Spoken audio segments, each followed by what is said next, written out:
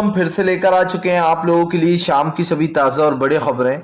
एक एक कर आपको सारे खबरों की जानकारी देंगे आज देश दुनिया में क्या कुछ हो रहा है। दरअसल दोस्तों, सबसे पहली जो बड़ी खबर निकल कर आ रही है, राहुल गांधी का केंद्र सरकार पर बड़ा हमला।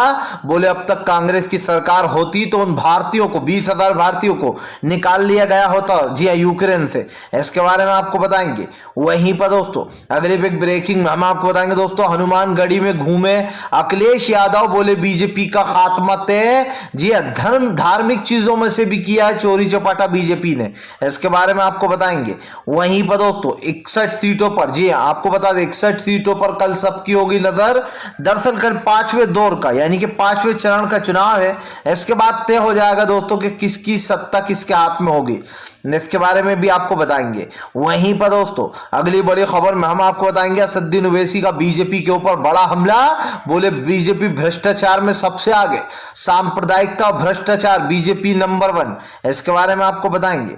वहीं पर संजय रावत की बीजेपी को चेतावनी, बोले मोदी को नहीं निकलने देंगे, एयरपोर्ट से बाहर वहीं पर घेर लिया जाएगा, इसके बारे में बताएंगे। मोदी सरकार का महाराष्ट्र में भयंकर विरोध। वहीं पर अगली बड़ी खबर में हम आपको बताएंगे हिंदू, जी हां दोस्तों आपको बता दें, हमारे हिंदू भाइयों को बदनाम करने के लिए एक लड़की का वीडियो वायरल हुआ है दोस्तों, दक्षिणपंथी का। ये उसमें कहती हुई नजर आ रही है कि हम शिवाजी की तलवार उठाकर छांट देंगे अगर हिजाब पहनने की बात की तो, इसके बारे में आपको बताएंगे। तो सारी खबरें दोस्तों फटाफट अंदाज में देंगे, एक एक कर देंगे। फिलहाल फिर चलिए बढ़ते हैं सबसे पहली और सबसे बड़ी खबर की ओर। दरअसल दोस्तों आपको बता दें अखिलेश यादव का बीजेपी के ऊपर बड़ा हमला। बोले भ्रष्टाचार के भीष्म पितामह बन चुके हैं योगी बाबा। जी हाँ, आपको बता दें अखिलेश यादव ने योगी आदित्यनाथ के ऊपर हमला बोलते हुए कहा कि फिलहाल जिस तरीके से धार्मिक चीजों में घोल घपाटा किया गया है, समाजवादी पार्टी ने जो भी धार्मिक चीजों को बनाया उसका जिस तरीके से दुरुपयोग किया गया है, इसको लेकर योगी के ऊपर जमकर भड़के अखिलेश ने कहा कि 2022 हमारे लिए लकी है, हमारी सत्ता आने वाली है और उन भाजपाइयों के बुरे दिन आने वाले। अखिलेश यादव ने कहा कि हमने जो काम किया है वो दुनिया देखती है। अखिलेश ने कहा कि जो एक्सप्रेस वे बनवाया था, मोदी जिस पर उतरे थे वो भी हमारा ही था, लेकिन उसके बाद भी भाजपाई हमारा क्रेडिट लेने से बाज नहीं आते हैं। इस तरीके से अखिलेश यादव ने बीजेपी की धज्जियां उड़ा दी। सबसे बड़ी बात यह दोस्तों कि अखिलेश यादव ने बीजेपी की हिंदुत्व वाली राजनीति पर चोट दे दी, क्योंकि कल पूरे दिन हनुमानगढ़ी में अखिलेश यादव आपको बता दें हनुमान की मूर्ति लेकर घूमे दोस्तों, और इसी के साथ साथ उनके हाथ में गधा भी था, जी हाँ, जो कि हनुमान जी के हाथ में हुआ करता था। इस तरीके से दोस्तों उन्होंने बीजेपी की धज्जियां उड़ा दी। चलिए बढ़ते हैं एक और अगली बड़ी खबर की ओर। बता दोस्तों अगली जो बड़ी खबर निकल कर आ रही, राहुल गांधी का केंद्र सरकार पर बड़ा हमला। बोले अगर अब तक कांग्रेस की सरकार होती तो वो उन फंसे हुए 20,000 भारतीयों को निकाल कर ले आती। दरअसल दोस्तों यूक्रेन और रूस का युद्ध किसी से छुपा नहीं है, ये तीसरा महायुद्ध है जो कि भयंकर तरीके से बड़ा है। आपको बताता चलूं दोस्तों, इस युद्ध में काफी नुकसान हो रहा है, हर जगह ही हो रहा है, और यही कारण है जो आज देश एक दूसरे से काफी ज्यादा जो यहाँ पर ये कह सकते हैं कि परेशानी से गुजर रहा है। और आपको बताता चलूं दोस्तों, यहाँ पर टेंशन भी बढ़ चुकी है, इसीलिए जो 20,000 भारतीय फंसे हुए हैं यूक्रेन में, उनको निकालने को लेकर राहुल गांधी ने बड़ी बात कर दी है।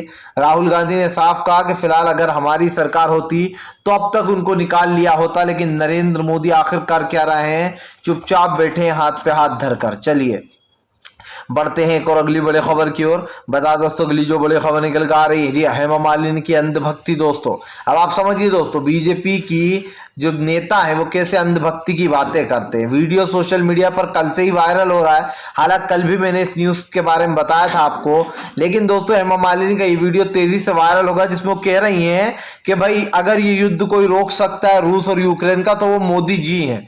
बताइए दोस्तों, मोदी जी का रूस और यूक्रेन से क्या लेना देना? वो तो रूस के साथ खड़े हुए दिखाई देना अलग ही, यूक्रेन के साथ तो वो दिखाई नहीं दे रहा है। और जिस तरीके से रूस ने तबाही मचाई है यूक्रेन में, ये कहना गलत नहीं होगा कि वहां के आम नागरिकों के लिए मुश्किलें बढ़ गई हैं। आप समझिए जब युद्ध होता है दोस्तों सबसे ज्यादा परेशानी आम जनता को ही होती है। और हेमा मालिनी का ये बयान ये साबित करता है कि उत्तर प्रदेश के जो वोटर हैं उनको लुभाने की कोशिश की जा रही। कल से पूरी गोदी मीडिया रूस का जो पुतिन है प्रधानमंत्री और हमारे देश के नरेंद्र मोदी, इन दोनों की फोटो चलाई जा रही है और गलत सलत खबरें भी परोसी जा रही हैं। चलिए बढ़ते हैं एक और अगली बड़ी खबर की ओर। बता दोस्तों अगली जो बड़ी खबर निकल कर आ रही, जी हाँ, असदुद्दीन ओवैसी का भाजपा पर बड़ा हमला।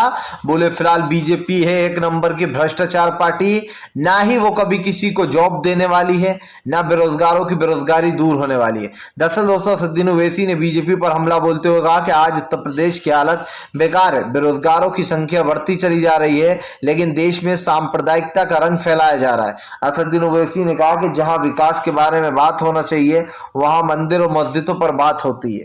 जहां पर आप समझिए दोस्तों, जिन चीजों पर बात होना चाहिए उन पर बात नहीं होती। ओवैसी ने कहा कि फिलहाल देश की स्थिति बिगड़ती चली जा रही है, नरेंद्र मोदी इस बारे में कोई बात करने को तैयार ही नहीं है। चलिए बढ़ते हैं एक और अगली बड़ी खबर की ओर। बता दोस्तों अगली जो बड़ी खबर निकल कर आ रही, शिवसेना की मोदी सरकार को चेतावनी। बोले फिलहाल घेर लेंगे एयरपोर्ट पर ही, नहीं निकलने दिया जाएगा वहां से बाहर। दरअसल दोस्तों कांग्रेस, एनसीपी और शिवसेना अब तीनों जो है यहाँ पर वो प्रदर्शन करने वाले हैं। आपको बताता चलूं दोस्तों, मामला है महाराष्ट्र का। आपको पता हो दोस्तों कि किस तरीके से महाराष्ट्र में बीजेपी की फजीयत हो रही है। इसकी यह बात है दोस्तों, नवाब मलिक को बिना किसी रीजन के अरेस्ट कर लिया गया है। ईडी जो है, ईडी जगह जगह जा रही है और छापेमारी कर रही है। जाहिर सी बात है दोस्तों, ईडी की ये छापेमारी से एक बात साबित हो जाती है, ईडी सीबीआई एनआई पिट्टू बन चुकी है मोदी सरकार की। और ये हम नहीं कह रहे हैं, ये खुद संजय सिंह कह रहा है। संजय रावत ने साफ कहा है कि मोदी सरकार दुरुपयोग कर रही है सत्ता का और जानबूझकर इन संस्थानों का दुरुपयोग किया जा रहा है ताकि आने वाले समय में दोस्तों बीजेपी जो है वो महाराष्ट्र की सरकार को गिरा पाए। चलिए बढ़ते हैं एक और अगली बड़ी खबर की ओर। बता दोस्तों अगली जो बड़ी खबर निकल कर आ रही है, दरअसल दोस्तों आपको बता दें, सोशल मीडिया पर एक वीडियो तेजी से वायरल हो रहा है। इस वीडियो में दोस्तों आपको बता दें कि एक लड़की है जो कि यहाँ पर सीधा सीधा ये कहती हुई नजर आ रही है दोस्तों, दक्षिणपंथी है, ये दक्षिणपंथी की ये लड़की है, अलग भाषा का ये वीडियो है और इसमें वो हिंदुत्व की बात करती हुई नजर आ रही है। इसमें वो कह रही है कि अगर इन लोगों ने हिजाब को, तुम अगर दूध मांगोगे तो हम दही देंगे, इस तरीके की वो बातें कर रही जैसे तुम दूध मांगोगे तो खीर देंगे। वो जो सनी का डायलॉग है इसमें ये कह रही तुम दूध मांगोगे तो दही देंगे, लेकिन अगर इस देश में हिजाब पहनाओगे, सबको हिजाब पहनाओगे तो तुम्हें शिवाजी की तलवार से थोड़ा थोड़ा कर पूरा छांट देंगे, मतलब कि तुम्हें कई टुकड़ों में काट देंगे। बेसिकली इसका ये कहना। अब आप समझिए दोस्तों, देश में किस तरीके की सांप्रदायिकता और नफरत फैलाई जा रही है। हिजाब वाला मामले को इतना ज्यादा दोस्तों बढ़ाया गया, इतना ज्यादा बढ़ाया जा रहा है कि आज देश में इस मामले को लेकर नफरत बहुत ज्यादा आगे चली गई है। ये लड़की के दिमाग में दोस्तों किसने भरी होगी इतनी गंदगी जो ये मुसलमानों के नरसिंगार की बात कर रही है। इससे पहले आपने देखा होगा पिंकी चौधरी हो, सुरेश चौहान के है और भी कई बड़े दिग्गज हिंदुत्व के ढोंगी जो कि ढोंग करते हैं, हमारे हिंदू भाइयों का नाम खराब करते हैं। ऐसे ढोंगी चाहे वो कालीचरण हो, यति नरसिंहानंद हो, ये लोगों ने किस तरीके से मुसलमानों के खिलाफ जहर उगला था ये आप सब ने देखा था। चलिए बढ़ते हैं एक और अगली बड़ी खबर की ओर।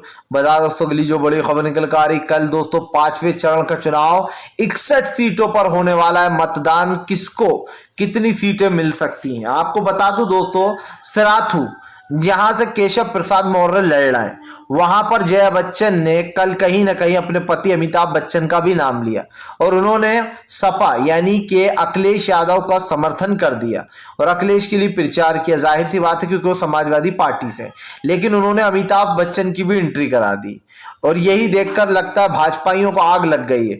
हो सकता है अब अमिताभ बच्चन के घर किसी दिन छापेमारी भी हो जाए क्योंकि बीजेपी को यह बर्दाश्त नहीं होता उसके खिलाफ कोई कुछ बोले। और यही कारण है जो जया बच्चन ने कल बीजेपी की धज्जियां उड़ा दी, न सिर्फ धज्जियां उड़ा दी बल्कि ये बता दिया कि ऐसे मोदी और योगी जैसे लोगों को महाराष्ट्र में यानी कि मुंबई में फेकू चंद कहते हैं, क्योंकि ये लोग कहते तो बड़ी बड़ी बातें कि हम विकास करेंगे लेकिन विकास के नाम पर 0 बटा सन्नाटा लुल। और यही बात है दोस्तों जो कल 61 सीटों पर चुनाव है। ये 61 सीटें दोस्तों यकीन मानिए, ये 61 सीटें रहा तय कर देंगी कि उत्तर प्रदेश में कल के बाद किसकी सरकार होगी। हालांकि 7 चरणों में चुनाव है, कल 5वां ही चरण है, 2 और चरण बचेंगे। लेकिन दोस्तों 5वां चरण ये कहता है कि ये 61 सीटों पर जो चुनाव है दोस्तों, ये साबित करेगा कि अखिलेश यादव सिराथू में कितने मजबूत हुए हैं। हालांकि हमने आपको पहले भी बताया कि पिछले साल केशव प्रसाद मौर्य वहां से जीते थे, लेकिन इस बार लोगों में भारी गुस्सा है। और गुस्सा भी इसलिए है क्योंकि लगभग हालात जो है वो बेकाबू हो गए हैं। इन हालात को सुधारने के लिए काफी कुछ करना पड़ेगा और लोगों ने अब की बार सत्ता परिवर्तन का मन बना लिया है। भाजपा को हराकर अखिलेश को जिताने का मन बना लिया है। फिलहाल आप इस सब के बारे में क्या सोचते हैं नीचे कमेंट बॉक्स में बताइए। वीडियो अच्छा लगे तो लाइक करें, चैनल पे आए हैं तो